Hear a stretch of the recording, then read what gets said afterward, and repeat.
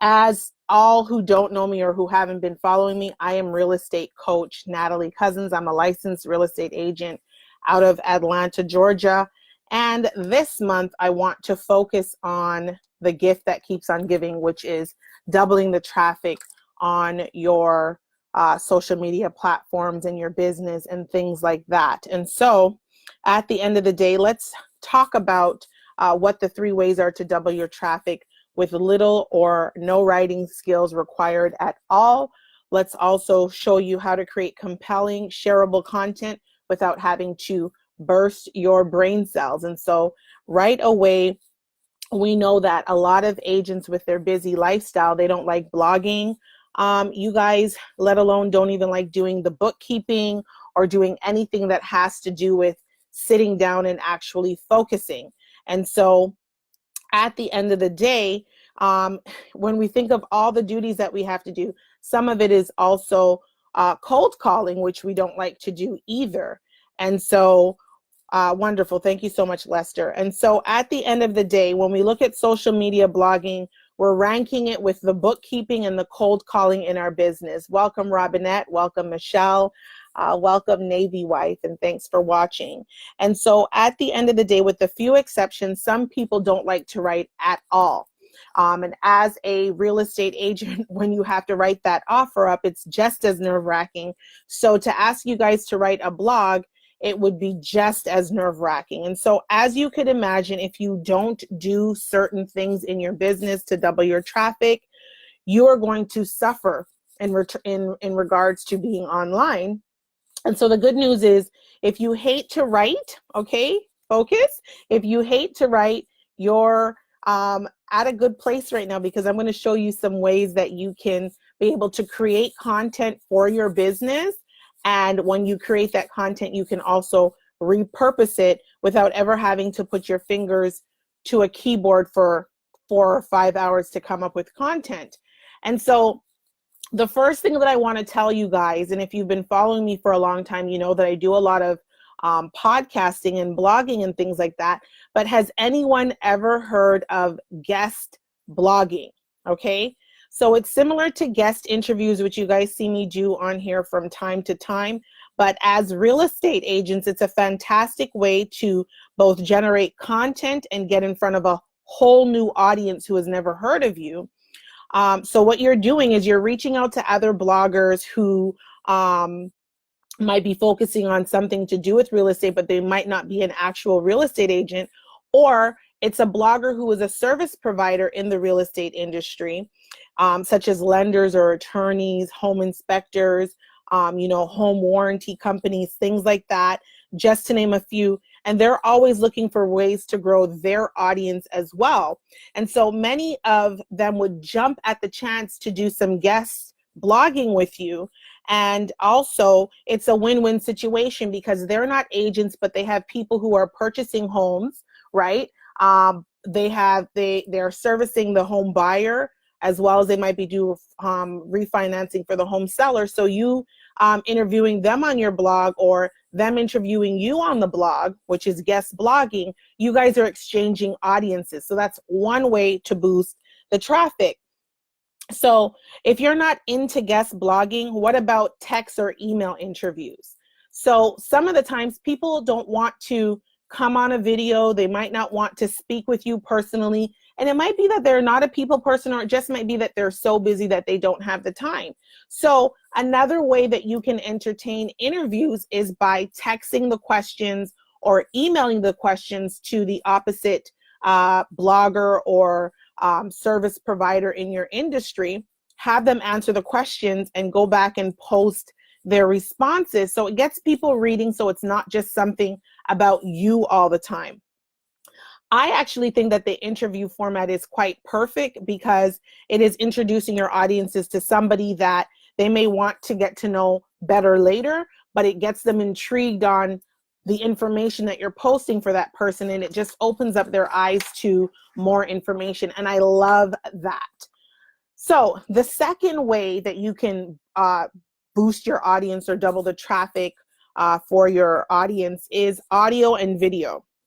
And so statistics show that next year, for all of you individuals who are afraid of video, you're going to have to start getting used to video. And I'm going to tell you why in a moment. But at the end of the day, nobody wants to just look at a post nowadays. People want video. They want to be able to get your personality. They want to be able to see what you're all about. And so an important information is, and I talk about this in my coaching program all the time, is, you know, when people are first starting to work with you, they are judging you by curb appeal. I call us curb appeal. I call social media curb appeal, because they're shopping for an agent and they're really looking at how we are online and what we're doing to entertain. And so when we talk about curb appeal, they're coming on social media, they're looking at you on Instagram, they're looking at you on Facebook, they're looking at you on Twitter, they're looking at how you show up.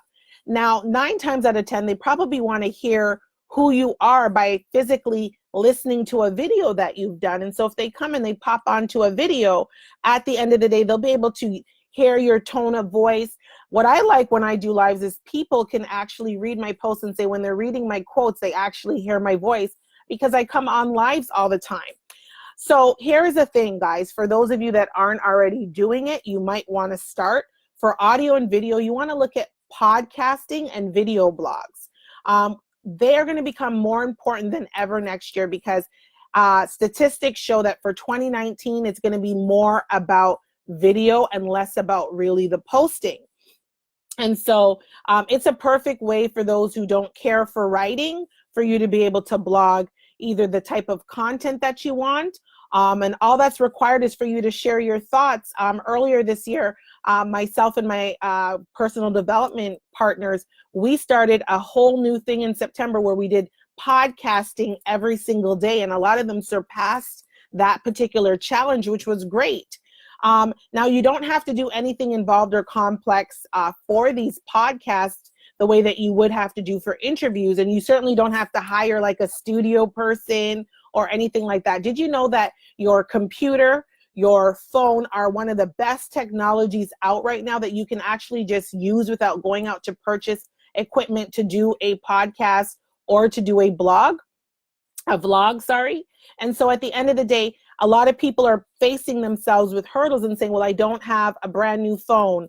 I don't have a brand new computer or high quality camera. Those will all come with time, but you don't want to delay the message that you have to give, or delay the message that you want to be able to provide by specifically saying, well, I don't have that, so I'm basically not going to go live or do a podcast or a vlog until I get all this professional camera and lighting, right?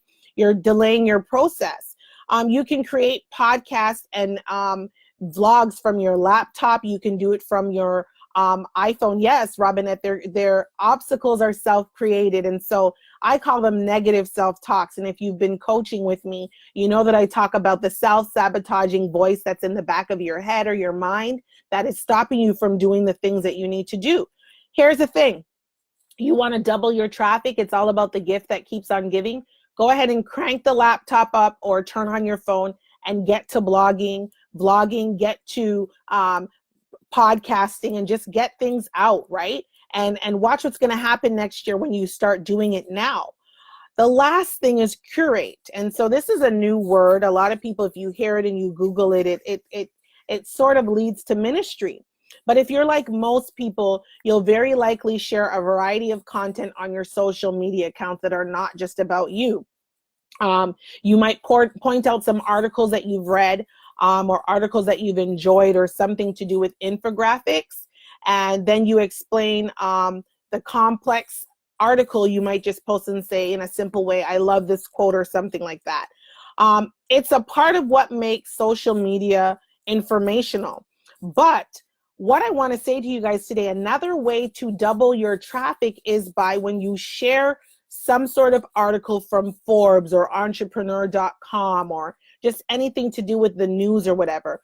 Go ahead and just add your quick spin on it instead of just sharing it. And what I mean by that is dive further into what the post is talking about. Come on your vlog and talk about, there was I've had an interviewer asked me a question last week about if single females were buying more properties in this market.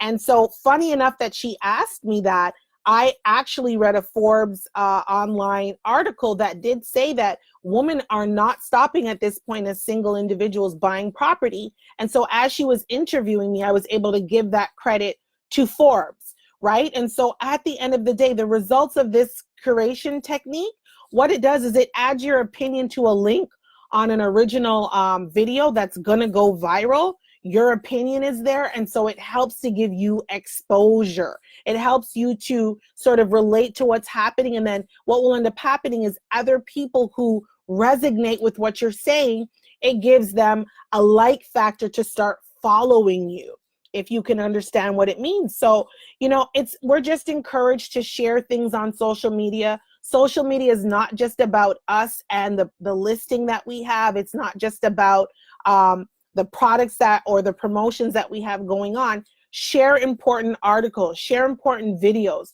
share important facts. But while sharing is caring, give them the reason why you've actually shared that video, why you think that they should check it out, and put your stamp behind it. And what that does is it's the gift that keeps on giving, and it actually will double the traffic to your social media sites, your blogs, and your website. And so it is Wisdom Wednesday, guys. I hope I delivered some awesome wisdom to you guys today about doubling your traffic and the gift that keeps on giving. And if you want to know or learn how to actually do this in a more in-depth training, I offer complimentary consultations where you'll be able to book your call with me. I'll be able to analyze your social media and what it is that you're actually doing, and evaluate your current stats, see where you're at, and I can help you to level up and double your traffic in the coming year. So how do you book a call with me? Just simply go to www.nataliecousins.com/book me.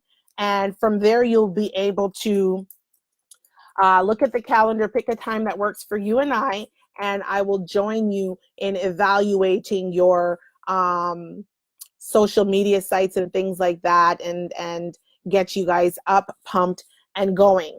I want to remind you to not forget to turn on your post notification, guys. I come live every single Wednesday at 8 p.m. Eastern Standard Time, where I deliver you wisdom nuggets, tips, and tricks to grow your business. And so definitely turn on your post notifications, follow me.